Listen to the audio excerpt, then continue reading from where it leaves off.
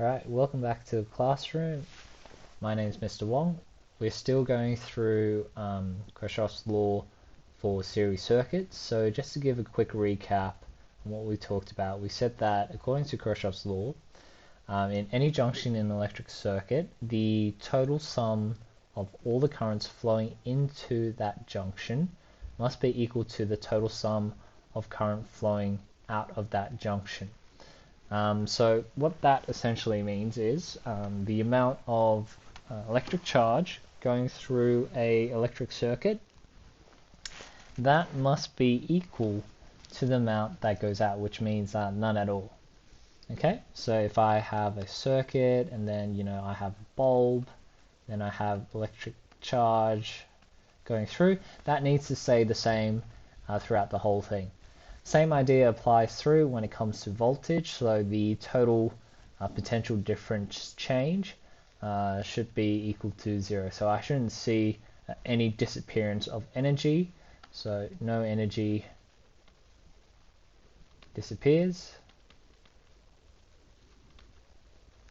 It should only be transformed into something else. So what these two laws are really in conjunction with is the law of conservation of energy. So everything abides by this particular law, and so this is what these two are talking about. Okay, so let's firstly talk about Kirchhoff's law for series circuits. We need to look at a couple of components. We need to look at in terms of current and also in terms of voltage and then resistance. Okay, so back to our sequence here. Again, some little quick transitions. So like we said, this is our series circuit. The first thing I want to show is what difference could there be in terms of the current in a series circuit. So if we look at where the battery is, where the total amount is, you can see the current doesn't fluctuate, and as I move it around my circuit, the current doesn't fluctuate at all. So what we can conclude is that in a series circuit, the current of one particular point of the bulb, so this light bulb here, or maybe the main total, doesn't change. So the total current of the circuit is equal to the same current that you'll find in the light bulb or this light bulb here. Let's look at this in terms of voltage now. Okay, so the total voltage that's coming through my battery source is 9 volts. If I now check the total voltage in the light bulbs, this is 4.5. This is 4.5. So what we can see here is that these two light bulbs, when added together at 4.5 each, will equal to the total voltage of the battery. So let's go through a couple of things. The charge is a conserved quantity. So in a series circuit, it's the same current that we'll get throughout the whole circuit. If we're talking about voltage in a series circuit, the total voltage in our power source is equal to the sum of all the different components added together. Or another way we put it, the sum of the voltage from the battery and each junction must be equal to 0. So if you actually see here, if I subtract the 2 from this side, that should equal to 0 here. Okay, but just remember, for a series circuit, voltages are added, or voltages of particular components are added together. Okay, so there's that. Now, if I click on these two light bulbs, I have a resistance of 10 ohms. Okay, so in total there's about 20 ohms there. So the question is, what's the overall resistance of my circuit?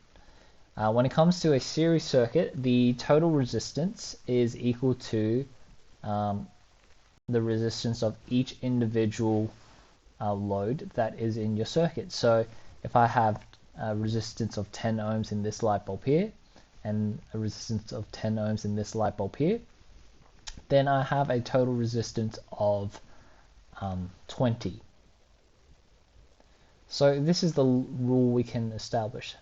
So the total resistance in a series circuit is from when you add each resistance component together. So according to this particular diagram I had 10 ohms here and I had 10 ohms here.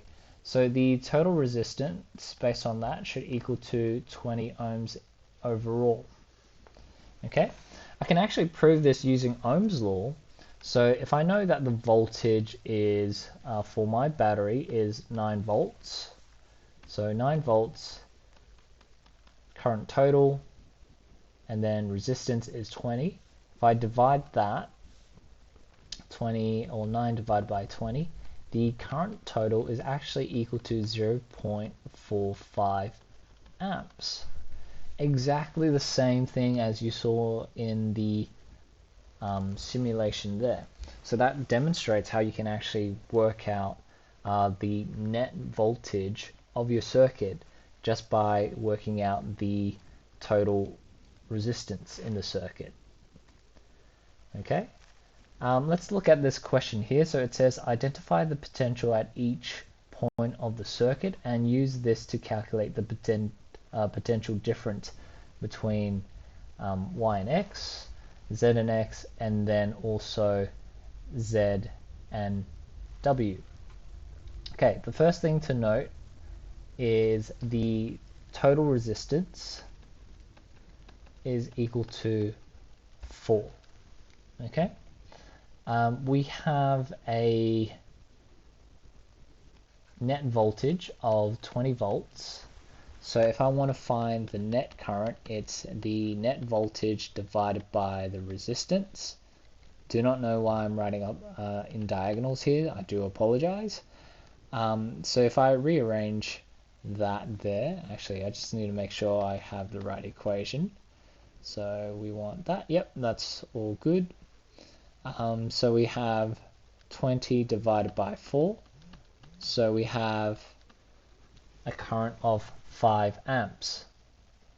Now we already said before, if we're dealing with a series circuit, no matter where we are in the circuit, it's going to be the same current overall. So if it's 5 amps here, it's going to be 5 amps here, it's going to be 5 amps here.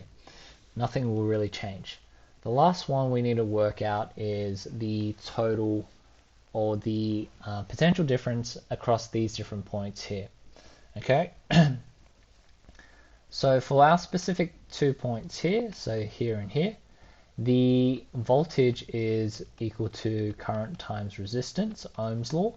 So that's 5 times 2, that's 10 volts here, and this would also be 10 volts here as well, because it's the same resistance. And remember, when we have the two voltage components, they should add up to the main one that we have here, which is this one here, like so. Alright, so that gives you a picture idea. The next question we have, although it says series and parallel calculations, it is just for series. So it says calculate the current flowing in the circuit, give your answer to 2 significant figures, and then calculate the potential difference across the 100 ohms resistor. So firstly, what we need to do is work out the resistance total. Might just write it somewhere. So our resistance total is 100, 250, 50, so 400 in total. That's the resistance. The voltage we're using is 3. So the total current flowing through my circuit is voltage divided by resistance. So that's 3 divided by 400. If we plug it into our calculator, we'll get 0.0075 amps. Okay, so the next bit we need to work out is what's the potential difference across our 100 ohm resistor. Again, using Ohm's law, substitute the numbers in, 0.075 times our resistance.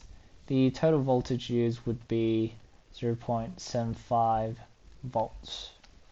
Okay, that's what we get there. Okay, the next one we're going to talk about is Kirchhoff's law for parallel circuits. So stay tuned because that will follow this video very shortly.